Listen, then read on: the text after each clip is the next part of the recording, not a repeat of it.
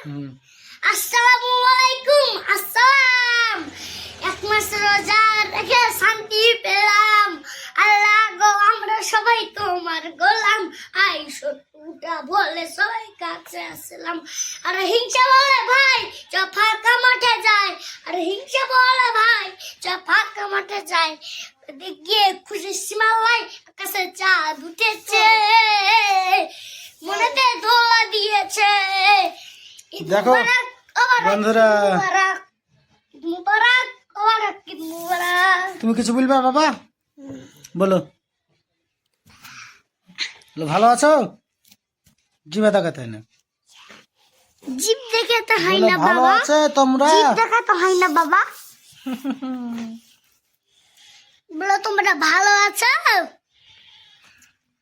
বলো ভাই, বলো ভাই।